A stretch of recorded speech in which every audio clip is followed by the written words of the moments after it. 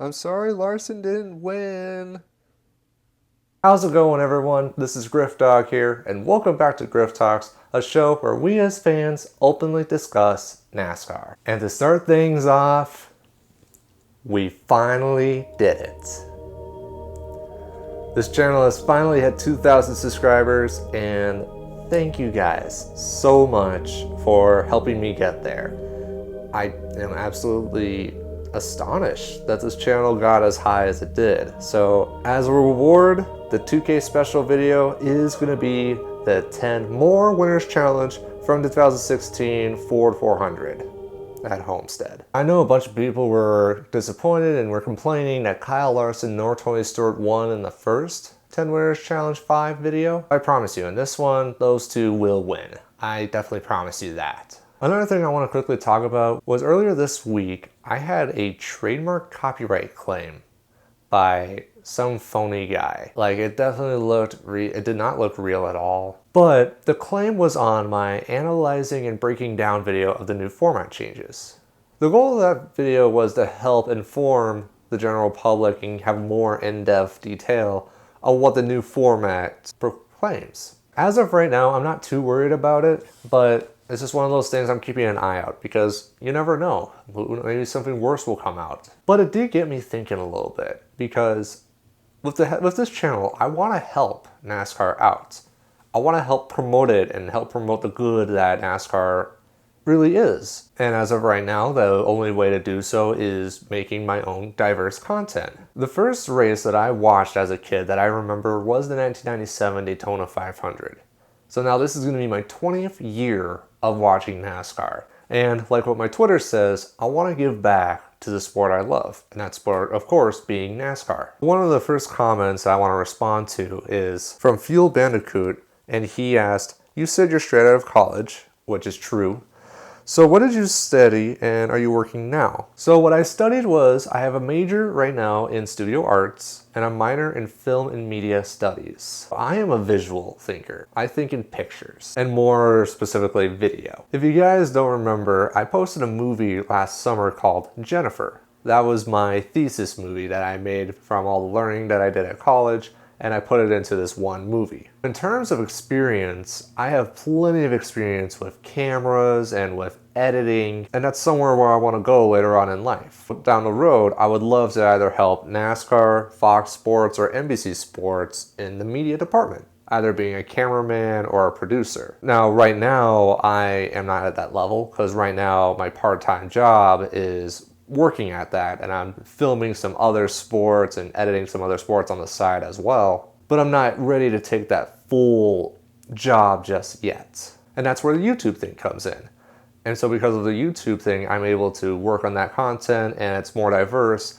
But at the same time, I'm promoting NASCAR at the same time. Now, with Grifftalks, yes, I have my opinions on how the sport is going and stuff like that. But despite all of its changes, I'm still for it and I want to see NASCAR thrive and succeed. And whether that is creating new content in the NASCAR world or being a cameraman at Daytona International Speedway or something like that, that is my eventual goal and that is my desire, is to help NASCAR out in some way. And just a note, I'm fine where I'm at right now. I need to get some more experience down, and I am totally cool with the job that I have right now. But down the road, my hope is to really help NASCAR and really put it back into that spotlight. One new thing I'm going to do is at the end of my video, you know where I'll have the bubble that says subscribe to Griffdog? I'm going to have another bubble next to it to subscribe to NASCAR's YouTube channel because, again, I want to help promote NASCAR too. So in the description down below, you'll also get the bar that'll take you to NASCAR's YouTube channel. And then also in Grifftalks and in some more stuff moving forward, I will have more credentials on top because, again, simply, I don't want to get screwed by any copyright claims. Now, of course, everything I've done, something or someone has helped me. Like this camera that is recording right now, I didn't build it. It's from Canon. The editing software, of course, that's helped me out as well. And then of course NASCAR. Like without NASCAR, I would not have this channel. So all in all, I want to help NASCAR make it better, and I'm going to do it the only way I know how so far, and that is this YouTube channel. So before I get into the actual comment section, I do have one last announcement. So you guys all know that between the Clash and the Daytona 500 is a thing called Speedweeks. So in celebration of that, this YouTube channel is going to get a little more busy. From Monday through Saturday of Speedweeks, you will see a video a day from me. Yes, you'll see one upload from me from Monday through Saturday. This is how it's going to go down. First of all, and I forgot to say this earlier, but this is my final episode of Grifftalks on Monday. After this, moving forward, the Grifftalks shows will be on Friday. But we'll get to that in a minute because next Monday, you will still see a video from me, and it's going to be my 20 predictions on what the 2017 is going to hold. It'll be a good way for me to get a little more analytical about the upcoming season, and it'll be cool to see who I think will win and who I think is going to fall out at the end of the 2017 season. On Tuesday, I'm going to have the 6 10 Winners Challenge. And as mentioned before, it is the 2011 Daytona 500. And I will redo it where David Reagan did not get the black flag. Since this is a more fantasy redo, Trevor Bayne is eligible to win the Daytona 500 again. On Wednesday, I am going to premiere the Diecast of the week. I've mentioned it a few times before, but once the Grifftalks show moves to Friday, the Diecast of the week is going to split off and it's going to be its own show, and it's going to be premiering on Wednesdays.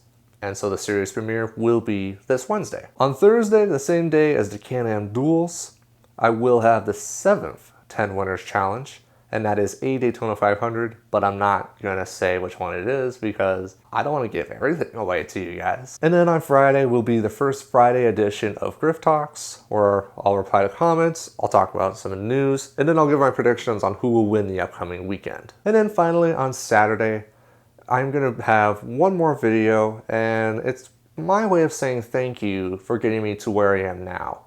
It's going to be different from the 10 more winners challenge video that I talked about earlier. That's the 2K video.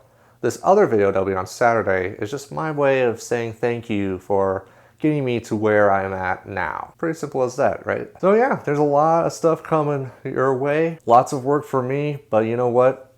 I'm ready for the challenge.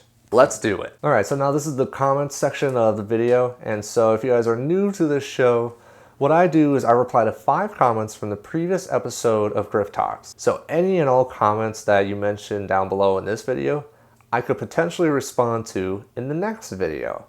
Any questions, anything about news, anything more in-depth analysis, really anything that could really spark a conversation, I will possibly reply to. The first comment comes from 48 Boss Gaming, and he asks, do I think Ryan Reed will drive the 16 next year in the Cup Series?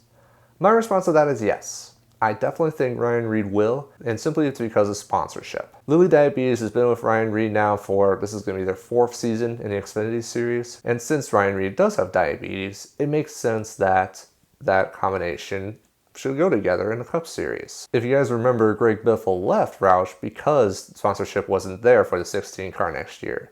So now that Ryan Reed does have sponsorship from Lilly Diabetes, it makes sense. The only factor you gotta consider though is that this year we will have smaller spoilers on the back of the Xfinity cars, thus giving Ryan Reed more control. How Ryan Reed will do with that control, we'll have to find out. Our next comment comes from Luke Rainey. He commented, Griffdog, are you an NFL fan? If so, what was your reaction to the Super Bowl? So first of all, yes, I am an NFL fan, just a casual fan. Like you know how in NASCAR there's some casual fans and then hardcore fans? In the NFL, there's hardcore fans and then there's me, that's just a casual fan. I do have a team, it is the Green Bay Packers, go Pack go. And so my reaction to the Super Bowl is, first of all, I'm not a fan of the Patriots. I honestly think Tom Brady is the Jimmy Johnson of the NFL. I respect him for all the good and all the accomplishments he has, but doesn't mean I have to like him, right? And then I did watch the Super Bowl more for the commercials. And I'm aware that the Falcons had the big lead, and then the Patriots miraculously came back, had the first overtime in Super Bowl history, and the Patriots won with literally no time. Now, I might be weird, but I like to think that the whole entire game was scripted, and Roger Goodell went to the Patriots and Falcons, and it's like, okay, Matt Ryan, you can have this big lead, and then Tom Brady, you can be the hero, and you can shut us bad guys down, and be the savior, and then the NFL can get more ratings. Okay? Okay. But I could be wrong, and Tom Brady really is that good. Who knows? I mean, it's shocking, sure, but it kind of feels a little scripted, you know? But again, that's just my thoughts. Just take it with a grain of salt. please. Our next comment comes from Matt DeBenedetto fan. He commented, "Do you like Tommy Joe Martins?" At the beginning of the 2016 season, I did not really know Tommy Joe Martins, but then I began to follow him on Twitter and Instagram. And I really like his opinions, because his opinions are a lot like mine. I really got to see him more as a personality through his social media. Because of that, I am rooting for him, and he's actually going to be my favorite driver this year in the Truck Series. I'm also aware that he's lacking sponsorship, but if I can get my sponsor on there, which is Grifftalks, if I can get my channel on there, that'd be great. Unfortunately, I can't pay him any money, but I could work for him, and I can make some really dope videos for him. So Tommy Joe Martins, if you're watching this, hit me up. The next comment comes from Jacob Hunt. He commented, "Griffdog, have you ever thought of doing your own NASCAR season in Inter 2003 for my channel?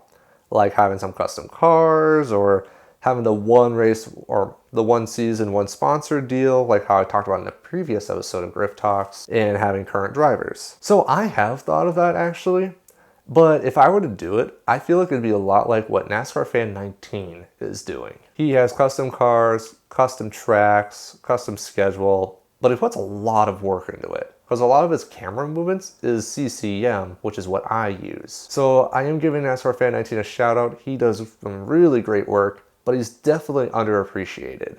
So I definitely highly recommend you guys check him out, give him a good word, and let him know that he's doing a good job here on YouTube. Now down the road, possibly, if a door opens up for me to do my own season and have my own custom cars, my own custom schedule, that would be really cool, but not now.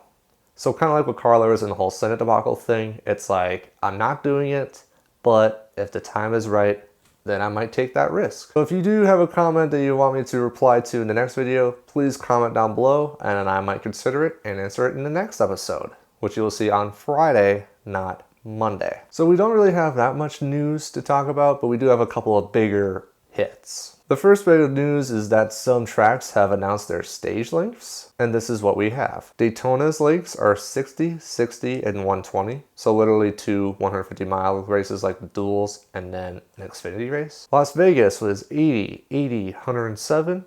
Dover is 100, 100, 200. Pocono is 40, 40, 80. Indy is interesting. It's 45, 45, 70. Watkins Glen then is 20, 20, and 50. A couple of follow-up thoughts on the whole format change.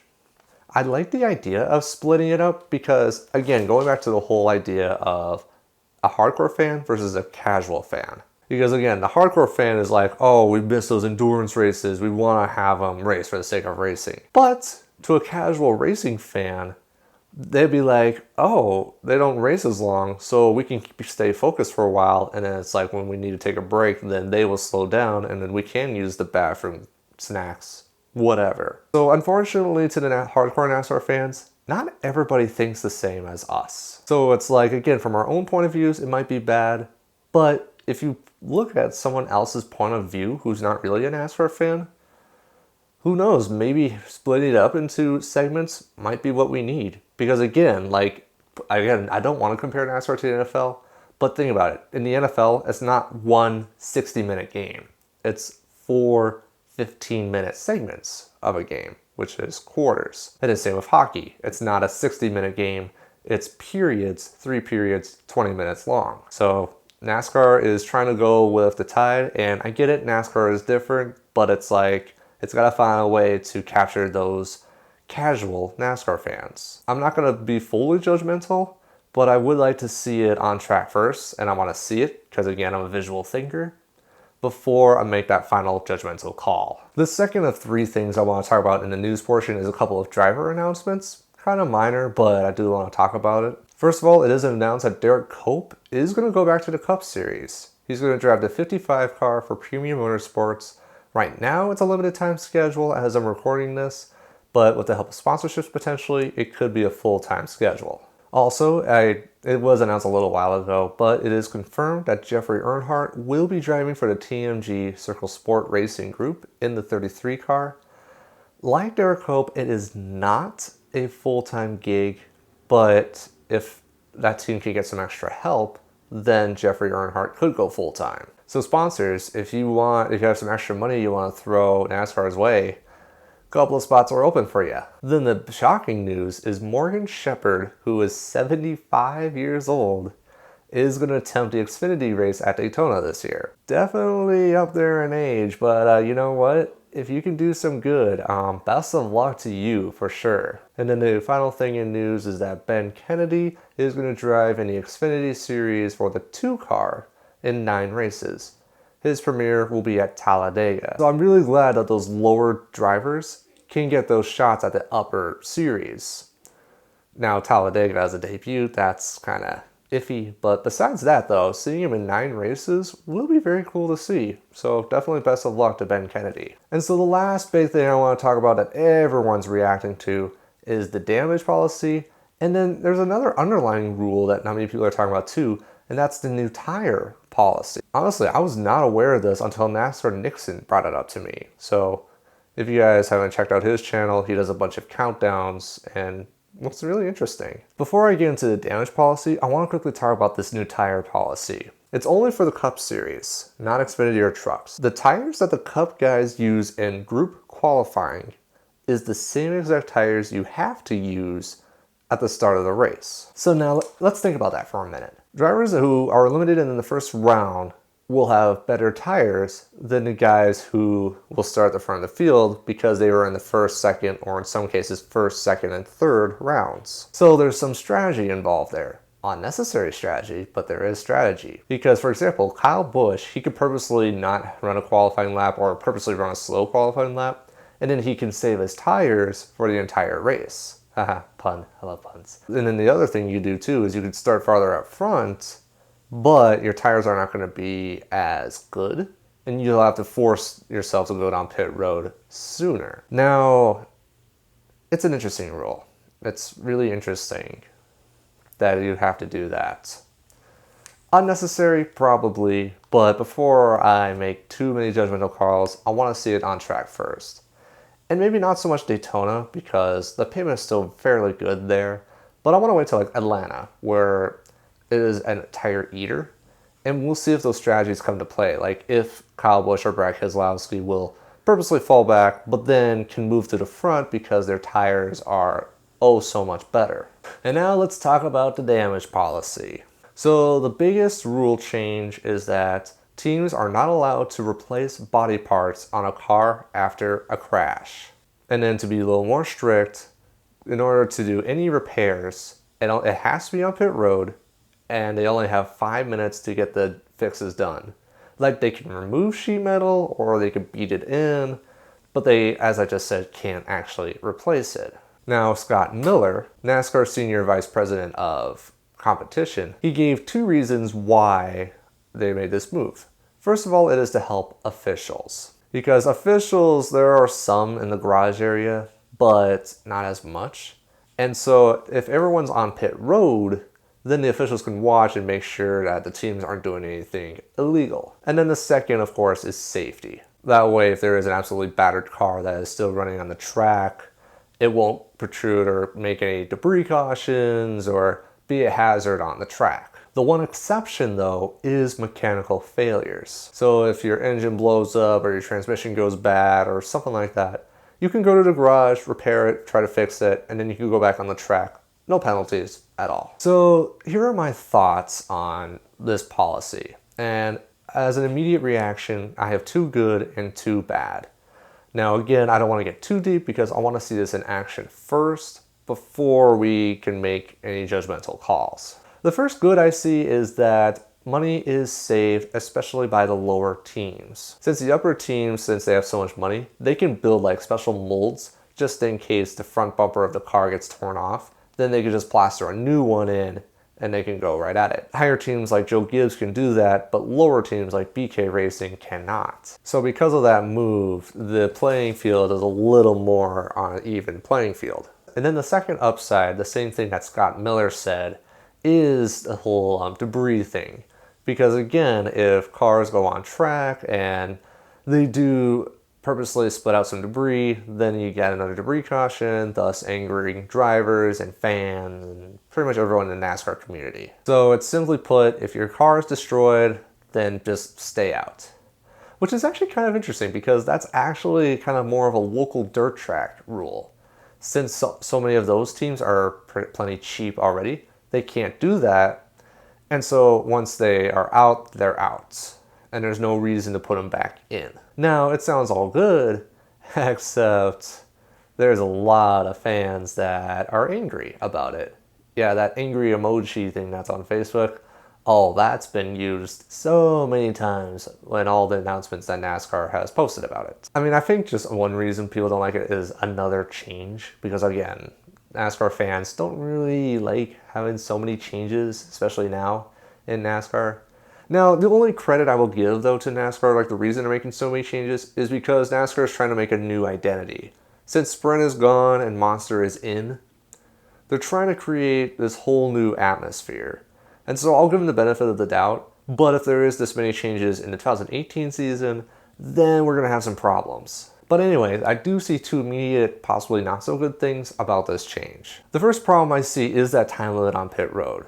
Because let's just say Joey Logano has that crash, but it's kind of like that mid-scale thing where it's like they could go to the garage, but they try anyway to do their thing on pit road, and let's just say they didn't get all the damage off, and so when they race off pit road before the 5-minute clock expires, they could purposely drop a debris and it'll force them to go into the garage later, or something like that. So the one rule that Miller talked about, it could still be enforced, and it's in a more forced, unnecessary sort of way. The other bad thing that, and again, nothing against you, NASCAR, but the other not so good thing, the other concerning thing, is that this forces the NASCAR officials to make more judgmental calls. And I can see how plenty of hardcore fans are mad because they just want racing for the sake of racing. If your car is damaged, you should have every right and power to fix it up so that you can get back into the race. But if NASCAR does make the judgmental call, like, nope, you're done, you can't come out whatsoever, that could be infuriating. Yeah, and actually that, it does. It makes sense that sure, again, the whole level playing field is still nice, but at the same time, if you have the resources and the power to fix the car however way necessary, then you should. Then you should have every power in the world to fix it, and nobody should tell you otherwise. And so again, like, the reason I'm bringing this up, NASCAR, is because I don't want there to be so much pressure on you guys. Instead of having you guys make all those judgmental calls, because again, like, in the No Fun League, I mean NFL, the refs, there's so many judgmental calls now by the ref that literally every play, we gotta look at the ref and be like, was it a good play or not? That's almost what's happening in NASCAR too, because it's like every move you make, it's like, okay, was that a good move, or is NASCAR going to black flag them and disqualify them for some reason? And so again, like, I want to see this in action first before I give my full opinion on it. But at the same time, it's like, let the boys race. Just like in football, let the boys play. And I'm sorry, let the boys and girls race. Sorry, Danica, didn't forget about you. So yeah, that's my opinion on the damage policy, and we'll just see where it goes. So the diecast of the week, the last one you will see on Grifftalks, someone asked, what is my least favorite car? I don't have a least favorite car specifically, but I do have a diecast, and it is one of my, not necessarily cars that I agree with, if that makes any sense at all. But anyway, let's check it out.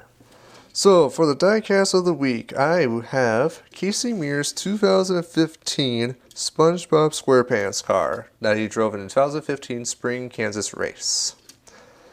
So before I tell you the reasons why I like and don't like this car, I'll just show you what we got. We got Squidward's big, very depressing face on the front here.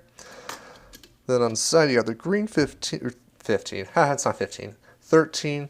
You got Squidward over here going, ah. You got nothing in the back. You got nothing above. You got Squidward going, ah, here on the side. And then you got the green number again. And then here's the underside. Made by Lionel, and I got it for Christmas in Christmas of 2015 by Grandma. So thank you so much for that. So now, why do I not like this car?